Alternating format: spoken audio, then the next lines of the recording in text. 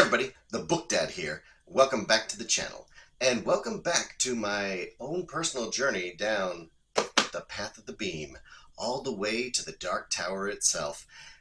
What that Dark Tower is, I don't know. What's going to happen there? I also don't know. But I am on the journey, and we are now on to step 2, the drawing of the 3. Now, those of you that were along with me for the Gunslinger and maybe perhaps weren't vibing with it, didn't kind of had to push yourself to get through it. It was a bit of a slog. Now, granted, it was not that way for me, okay? I really did like the Gunslinger. But for those of you that had a little bit of trouble with it, this is now your reward. The drawing of the 3, Stephen King is in peak form. This book was awesome. Now, as I was trying to think about how I wanted to review the drawing of the 3, I've been having a little bit of trouble because while I really loved this book, I haven't really... part of what made me love this book was the fact that I had no idea what was coming. It surprised me at every turn and was just masterful the way that everything came together at the end. And so I've been a little hesitant to review it because I want to figure out a way to talk about it but not spoil it for everybody that hasn't read it yet. So here's what I'm going to do.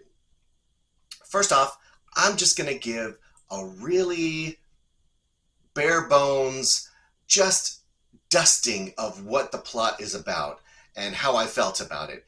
And then once I do that, I'm going to dive deep into the drawing of the 3 and really talk about the different things that happened in the plot and some of the surprises, some of the twists and turns that happened. And then that way I can not spoil it for anybody that is interested in reading it but hasn't done so yet. Because for me, the joy of this book was not knowing what was going to happen next. I don't know how many of you are like that out there. Let me know in the comments if you are the type of reader who prefers to go in knowing absolutely nothing about a book, or whether you don't mind spoilers. And, you know, maybe that'll help shape the way that I do my reviews in the future, depending on what you all prefer. So, the drawing of the 3. Here we are in book 2 of the Dark Tower. Now, when we last left our gunslinger, Roland, he had just finished his palaver with the man in black and had been told some very important things about his future. Basically been given a tarot card reading with new and strange tarot cards about what was going to happen to him and what his destiny or his Ka was. And so now when we pick up with him at the beginning of the drawing of the 3, he's basically woken up on a beach with the ocean off to his left and miles of beach stretched out before him. And basically he knows that he has to walk this beach and find the 3 doors that the man in black predicted with his cards that this gunslinger was going to find and that he had to go through. Now, before this thing even gets started, like on page 2 or 3, Stephen King does something that is entirely unexpected. And this is one of the things that I was struggling with, right? Because I don't want to tell you what happened. I want you to read it and find out, because when I read this, I was like, holy crap, what the heck is he going to do for the rest of the book? I can't believe Stephen King did this to him. So I'm not going to tell you. I'll tell you in the spoiler portion of this review. But rest assured, something crazy happens to the gunslinger right off the bat. And it has to do with these creatures that come out of the ocean that are called lobstrosities. Another really awesome name by Stephen King, a lobstrosity. Like, really gives you something to think about in your mind, a picture to create of these crazy lobster, shrimp, crab-like creatures that come out of the oceans, and you don't know what the heck they're doing. They have this weird language, like dada-chak, dida-chum, like saying all these crazy things, and then when the tide comes in, they're like, freeze for a second with their claws up in the air, and then it goes back in, and then they're back at it. So really interesting creatures that Stephen King created in this book, and that you deal with throughout the course of the whole thing. So Roland, like I said, something crazy happens, and then he's off on his journey. And basically, the man in black told him that there were going to be, well, he drew three cards, right? He drew three cards, and these are the three things that Roland is going to come up against. Number one was the prisoner. Number two, the lady in shadows. And number three, death. But not for Roland, is what the man in black told him. So he's going across this beach, and basically he comes to a door just standing on the beach by itself. And when he walks past it and looks back behind it, disappears. It's not there. Like it's like it almost is like as thin as a piece of paper. And when he walks past it, like you can see the line of it, and then all of a sudden, boom, disappears. So really cool imagery that Stephen King uses for these doors. And so the first one is labeled on the top, the prisoner. So Roland is like, well, I guess I have to go through and see what happens, right? Because the whole point of the drawing of the three is that Roland is finding his Ka-mates, right? His mates of destiny, his mates of fate, the people that are going to become his own personal posse in his trek towards the Dark Tower, right? He can't do it alone. He needs to gather people to him to help him in his quest, in his journey. And that's what the basic plot is in the drawing of the three. So he gets to the first door, right? And opens it. And again, this is what I want to avoid in telling anybody who doesn't want any spoilers. I don't want to tell you what he sees, because what he sees is fascinating. It is so cool when you realize what it is that Stephen King is doing.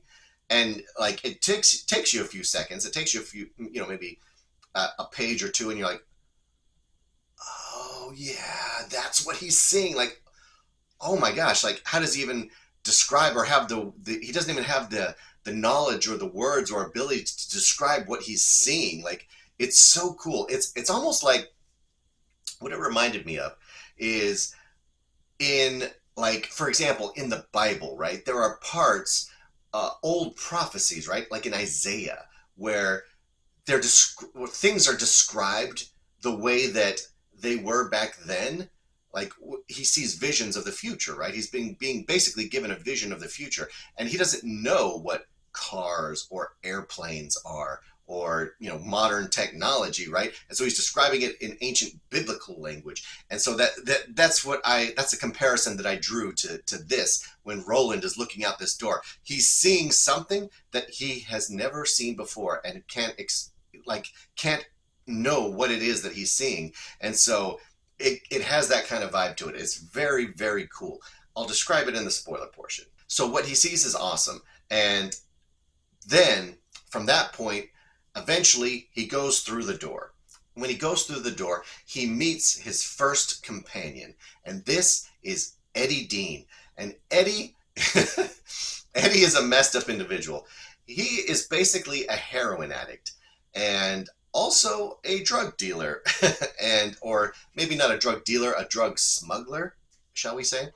But he is involved in the whole world of drugs, and he is messed up, and as you get to know Eddie, you start to feel sorry for him with the life that he has lived, the things that he's had to go through. And it's no wonder that he became a drug addict. It's a tragic story, but Eddie is also very funny. Like, he's got a hilarious sense of humor, and very sharp-witted. And so Roland goes through, he meets Eddie, and then this is interesting because, right, the prisoner, right, it's talking about the prisoner, like how Eddie is a prisoner of his addiction, right, to drugs. And so Roland has to figure out some way to get Eddie out of the situation that he has gotten himself into, and pull him into Midworld so that he can help Roland and go along with Roland on his quest.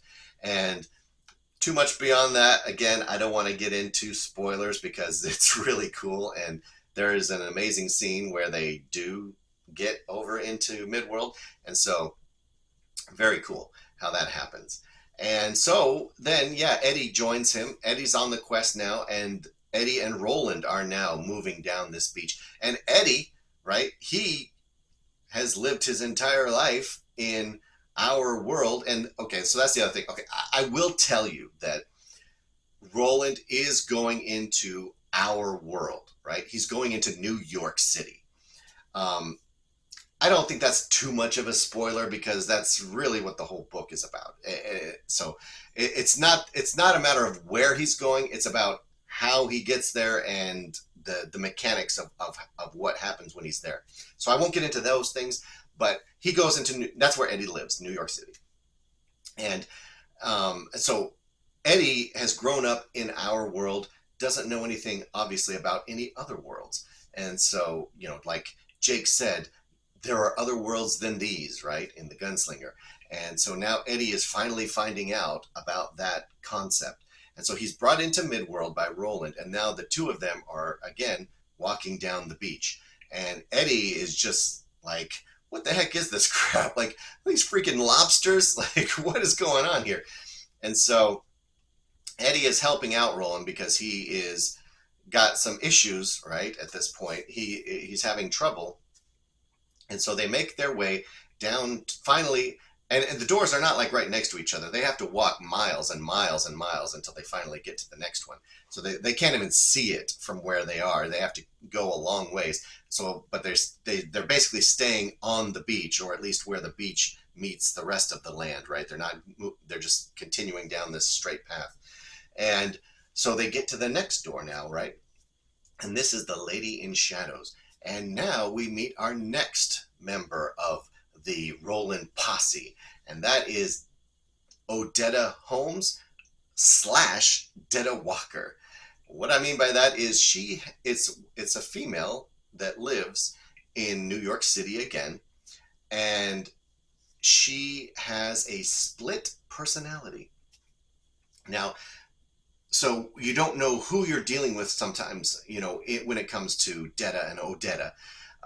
And the interesting thing about this is they kind of call her like a schizophrenic or something, which isn't technically accurate, but I think that's how the way that they referred to that malady back then, right? Because this was written in the 80s. So maybe not as much was known about the difference between schizophrenia or like multiple personality disorder, that sort of thing. So she's more of a multiple personality disorder because the two personalities that she has that have been split, they don't know about each other. Maybe on some super deep unconscious level they're aware that something is there, but basically for all intents and purposes they do not know about each other. One of them comes to the surface, goes around, lives her life or whatever, and then when the other personality comes and surfaces, it's like they had just woken up from a dream or sleep or something and weren't aware. Like they might have things and they're like, how did I get this? Or how did I get here? Like they don't know. And so it's really crazy. So she's the next one. And the interesting thing about it, Detta and Odetta, like I'll give a little bit of information on this, not really spoilery, but she lives in the 1960s as a black woman. And like Odetta is involved in the civil rights marches and protests and things with Martin Luther King Jr. and all of that. And she's a very upstanding citizen. She's very nice, kind, beautiful, and just an upstanding citizen. And interesting because she is rich because she had a father that made a ton of money and then has passed it on to her. So she is kind of like a New York socialite who is now using her power and money and influence to help out with the civil rights movement of the time. So it's just a really upstanding character, right? And then Detta is like the exact opposite of that. Detta is like an evil, conniving, like dishonest, frankly, extremely racist woman. And like, it's crazy the difference between the two of them. And so anyways, so Roland goes through, right? So she's the Lady in Shadows, right? They're this split personality person. and he goes through and is able to bring her back as well, although definitely not as easy as it was with Eddie. Although, well, I should say it wasn't easy to get Eddie through. Like, they had to go through a lot there as well, but very difficult to get Detta through back into Midworld. But anyways, Roland does, and now he's got Detta and Odetta and Eddie and himself back in Midworld, and they're continuing on down the beach. And then they get to the last door. And in the last door, I'm not going to tell a lot about what happens in this portion of the story, because this has a lot of connections to all the other parts of the story, and everything just sort of comes together into this perfect fitting finale. And so I'm going to steer clear of most of it. But we go through this door, and this is the card that said death, right? But the door does not say death. It says something else, and I'm going to save that for the spoiler portion. But Roland goes through this door and finds himself with a man named Jack Mort, right? Mort, death, right? See a connection there? Yeah? Good job, Stephen King. So he's there with Jack Mort, and this is a guy who is a serial killer. And beyond that, I'm not going to tell very much more about Jack Mort, but Roland has a very crazy time in this portion of the story.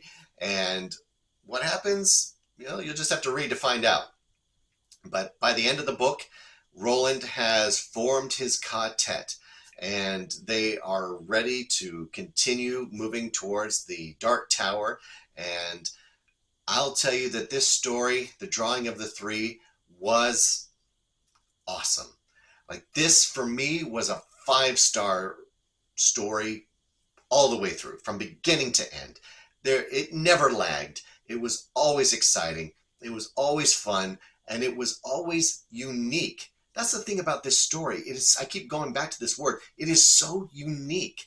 Stephen King has blended together so many disparate elements and genres into this fantasy story that I almost hesitate to call it fantasy. I mean, it definitely is fantasy. It has elements of that, but it's more of a modern urban kind of fantasy, and it brings in aspects of science fiction, and obviously there's the Western element, and there's some horror for sure as well.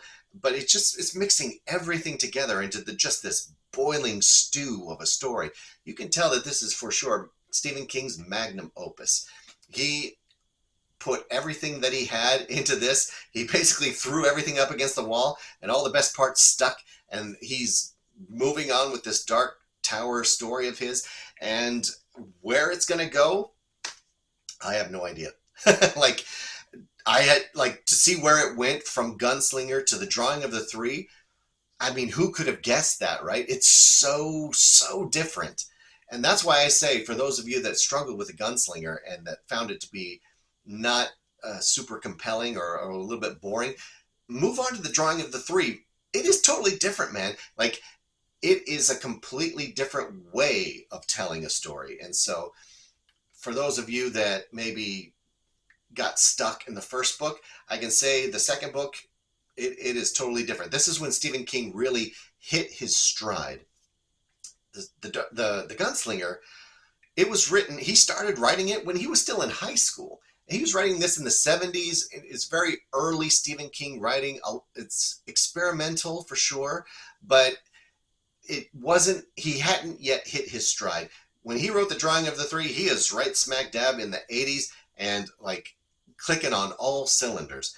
He has already become a best-selling author from several of his other books, and The Drawing of the Three just keeps continuing this strand that runs through all of his stories, which is the Dark Tower. The Dark Tower connects everything, right? And The Drawing of the Three is really the first explosive novel of the Dark Tower series that just starts making these different connections, and it's so good. So I really recommend it for those of you that are really interested in the Dark Tower series to go ahead and push through the gunslinger if you had any trouble with that, just so you can get to the drawing of the three. I don't know if it's my favorite book in the series so far. I mean, it's neck and neck between the drawing of the three and the Wastelands book 3. They're both just right there. They are so, so good. But anyways, we'll see how it goes as I continue on my journey. Now, for those of you that don't want any spoilers and don't want to hear the specifics of what I liked about this story, then take a hike. Right now is where you jump off. Because from this point on, I'm going full spoilers on the drawing of the three. Not on anything further beyond it, so you don't have to worry about that, but just for this contained story, book 2, I'm going to get into full spoiler territory and let you know what I thought about some of the different aspects of it. Okay, here we go. I cannot believe that within whatever it was, 2 or 3 pages, Stephen King chops off 2 fingers on the gunslinger's hand like a freaking lobster comes out of the ocean and eats it. And so he, like his gunslinging hand, his right hand, he loses his trigger finger and another finger, as well as one of his toes. Stephen King, from the very beginning, hobbles his main protagonist, his main character. So the guy, now obviously he's a gunslinger. He can draw both hands. He's ambidextrous. He can shoot with, no matter what hand. But now he can't shoot at all with his right hand. He can't even draw his gun. And his bullets get all wet. The tide rolls over him as he's passed out, and that's what kind of wakes him up. And he loses most of his ammunition and his shooting hand because these lobstrosities chomp it off. I just thought that was crazy. I can't believe that Stephen King decided from the very beginning that that's what it's going to be. And not to mention losing his hand, or basically, his fingers on his hand. He is also poisoned as a result of being bitten and eaten by this lobstrosity, that for the rest of the story, he's got their poison coursing through his veins and is about to die. It's killing him throughout the entire story. So he is in all kinds of trouble. Roland is struggling in this book from the get-go. So I just thought that was extremely brave of Stephen King to do that to his main character from the outset. It really provides a sense of urgency throughout the whole rest of the book that it just really drives the story along and makes characters like Eddie and Detta, when they come into the story, and Jack Mort at the end, all the more important on how they have to help him and how he has to trust them to get him through this. He really trusts in destiny and Ka, and just very interesting how that happens. Now, the other aspect towards the beginning of this story, when we get to the first door on the beach, the prisoner, the mechanics that Stephen King uses to describe what happens is so cool. He opens the door, right?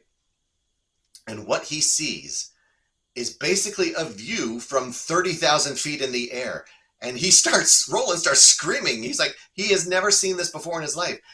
It gives you this picture, he's looking through this little small window and can see all the way to the ground at 30,000 feet. And it takes you a second as a reader. You're like, oh gosh, he's in an airplane. He doesn't know what an airplane is. Of course he doesn't. All of us have seen what the ground looks like from 30,000 feet above in this day and age, but Roland has no clue, and he is horrified. He has no idea what this is or how it's even possible, right? What is this giant metal bird in the sky kind of thing? And so, very cool that happens. And then the actual mechanics of what happens when Roland goes through one of these doors is just so unique. Basically, when Roland passes through the barrier of the door, he enters the mind or the brain of the person that he's trying to bring back into Midworld to be part of his Ka-Tet. And so the first person, Eddie Dean, he enters his mind, and he basically has the ability to either just sort of sit back in his mind and just, he's looking through his eyes. So when he's looking through the door, he's looking through the eyes of Eddie Dean, right? So that's why it's so like disorienting and weird. But he has the ability to sit back and just kind of be a passive witness as to what Eddie is looking at when he's turning his head. Or he can talk, and then as he's talking, the person will hear his voice in their mind and basically think that they're going crazy, right? Like they start hearing voices, like, what the heck is that? And so then the third thing he can do basically is to come forward and take control of the body. And then like he is full on possession, basically. Like he can move his body, move his hands, do whatever he wants. Like he has full control of the person as if it's Roland, but it's not, it's Eddie or Detta and Odetta or whatever. So very interesting mechanics that Stephen King uses to propel this story forward. Like just not something you have ever experienced before reading. Like this is very sci-fi kind of stuff, very Twilight Zone kind of stuff. So cool, these ideas. And so Roland, goes through, and Eddie is, back. Basically, what he's doing is transporting several pounds of heroin from one I think he was overseas somewhere. I can't remember what country he was in, and back to New York to deliver this shipment of drugs to a kingpin there. And this is the good old days, back when you could transport pounds of drugs across country borders on an airplane without having to worry about that pesky TSA and all of the rules and regulations that we deal with now. This is the good old days. This is the 80s. And so Eddie is in the middle of this and is probably going to be successful until the moment when a stranger from another world pops into his brain and starts talking to him. And that, if he wasn't crazy before, he is now fully crazy. And so people around him start to notice like his erratic behavior, like, what the heck is this guy on? What is he doing? One of the stewardesses notices. And so now all of a sudden Eddie is on everybody's radar. Like he was just going to slide through customs and be good to go. But now everybody's like, something is wrong with this guy. Like we think he's on drugs. Like we need to get security involved as soon as we land. And so Eddie's in trouble.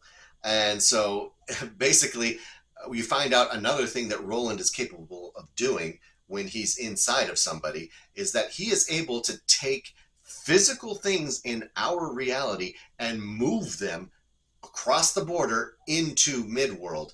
So they basically just disappear, right? So he's able to get those drugs off of Eddie into Midworld so that Eddie is now clean and free from any contraband, and that way is able to make it through customs and get out without being arrested, because obviously once that happens, then it's going to become a lot more difficult for Roland to get him into Midworld. So very cool the way that this whole the rules that are set up and the mechanics that work in this transfer between our world and Midworld. And so then Roland is then able to basically get Eddie through eventually. And then one of the next thing that's kind of interesting is the fight that Roland has with Detta and Odetta, right? When he goes through her door, he goes into Detta, the evil, nasty, crazy lady's mind, and she immediately realizes that he's in there, and she is like fighting and kicking and screaming against it. And he's like, oh my gosh, what the heck? And so he basically has to immediately jump forward, take full control of her body and her wheelchair, and just wheel her right through the door and into Midworld without hardly any sort of, messing around. And so then once he's there, though, like she makes the transformation back into Odetta. And Odetta then is, of course, like she is nice, right? She's beautiful. She's kind. She is, she finds her, an attraction to Eddie. And of course, Eddie's attracted to her. They basically love at first sight kind of a thing. And so they're pushing her along, and she just doesn't really kind of believe what's going on. She kind of thinks like, well, this must be a dream, or maybe I got knocked out in that riot that was happening in Alabama with the civil rights movement, and this is just me, in my dream, and I'll wake up eventually kind of a thing. She just sort of has this sort of bemused attitude about the whole thing. But then she turns it back to Detta, and at that point, it is just nothing but fighting and like kicking and screaming and trying to just upend herself every chance she gets. Like they're still trying to get to the third door, and Detta is just like putting up this huge fight against them. And she's very dangerous, right? Because even though she doesn't have legs, she still has like superhuman levels of strength somehow, and she's able to like crawl and move around that way. And so they basically have to like tie her to her wheelchair, and it's it's hard for Eddie because he kind of fell in love with Odetta, and now Detta is like this crazy psycho, and he has to deal with that. And but Roland too, right? Because this is supposed to be a member of his Ka-Tet, and he's trying to figure out, well, how is this going to work with Detta constantly trying to undermine and kill us, basically, if she can. Like, she has this hatred of all white men. Like, she's this crazy racist. And when you find out what happens to her later on, I mean, you can't really blame her, I guess.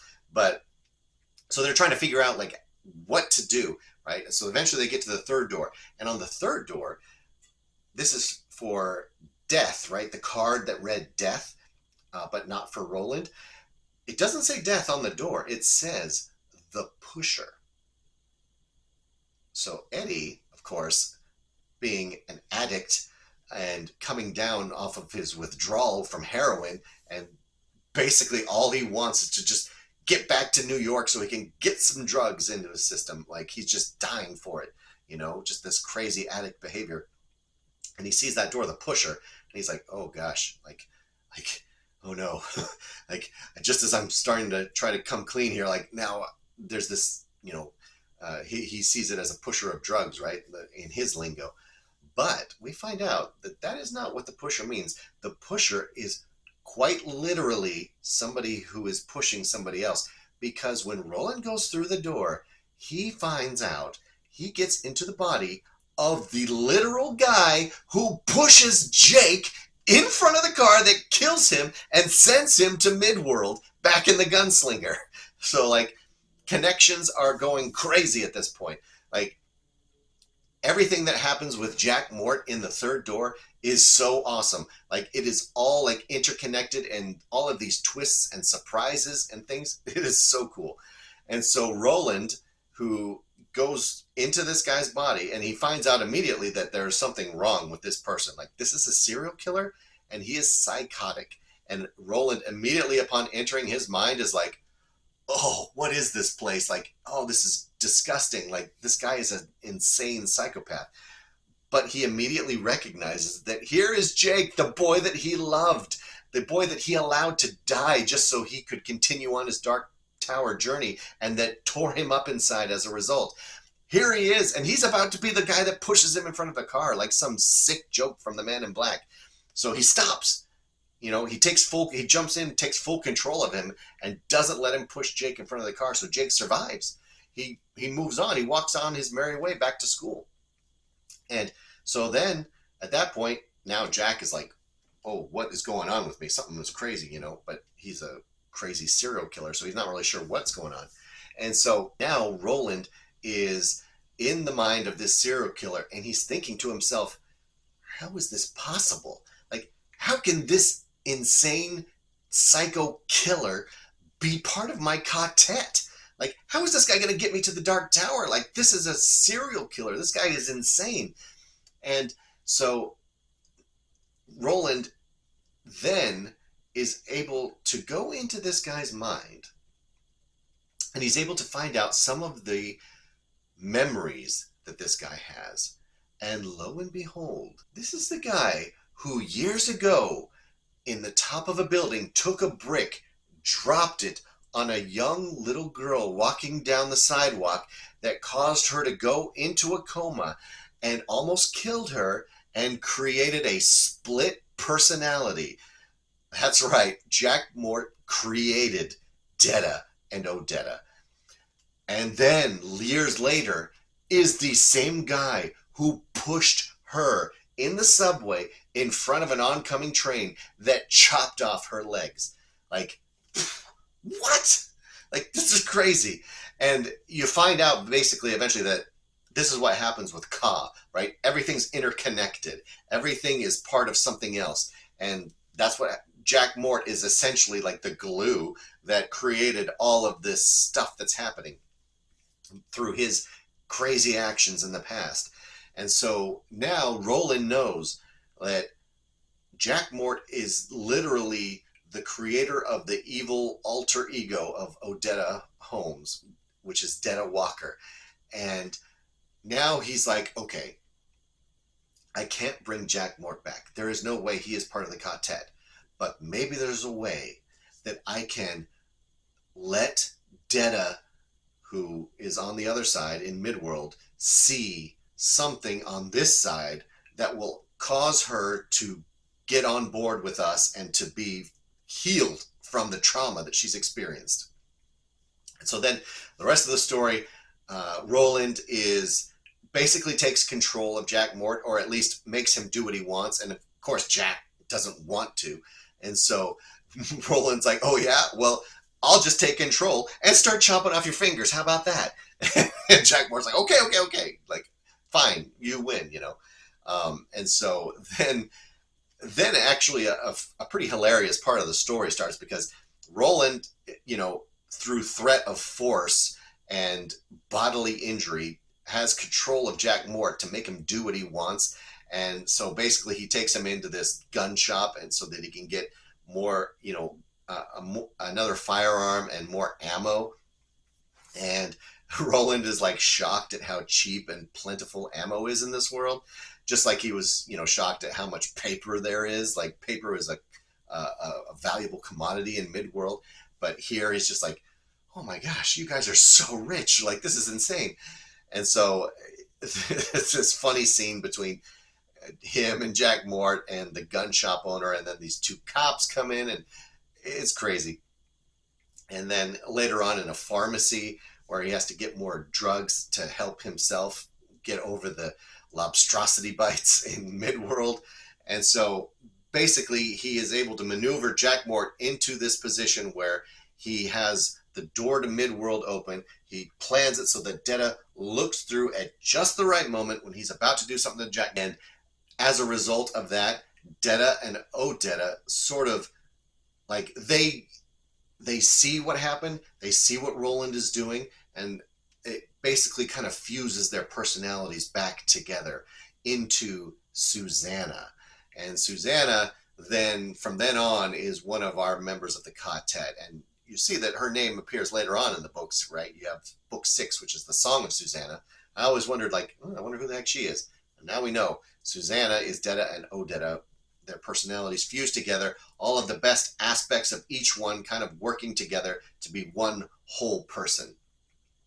So now, from this point on, you have the Ka-Tet, Roland, Eddie, and Susanna. They are the three now. And you can even kind of consider like Eddie, Detta, and Odetta as the three, and then those two get fused together, right? So a couple of different ways to interpret it. And so that, at that point, now they're ready to move forward together as a group, you know, their own group of destiny. Roland's posse, his Ka-Tet, to continue on towards the Dark Tower. And that's what we'll do in book 3, The Wastelands, is continue that journey and see what happens to them and whether or not they get some new members of the Ka-Tet. And so at this point right now, I don't know whether The Drawing of the Three or The Wastelands is my favorite book. They're neck and neck. Both of them are awesome. And so I'm looking forward to soon doing a review for The Wastelands and moving on. And then as soon as I finish Wizard and Glass, we'll get onto that one as well. But thank you all for joining me for this review. Again, this book was amazing.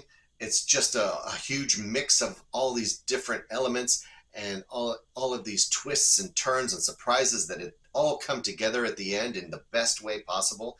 So again, if you struggled with the Gunslinger, try The Drawing of the Three, and you'll see that it's a totally different experience. And maybe from that point on, you'll be a Dark Tower junkie like myself. So for those of you that haven't seen my Gunslinger review, I'll put it up here so you can go back and check that out. And as well as my other reviews. Thank you all for being here. Hope that you'll like and subscribe to these videos and to the channel.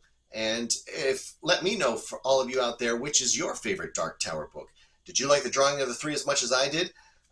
Or is there another book in the series that you prefer? What has been your Dark Tower journey? What has it been like for each of you? Let me know in the comments, and I appreciate you all being here. I hope that you're enjoying these videos, and we'll continue on in the next couple of days with more reviews and more fun videos from the Book Dad. But until then, make sure you read to your kids every night. All right, see ya.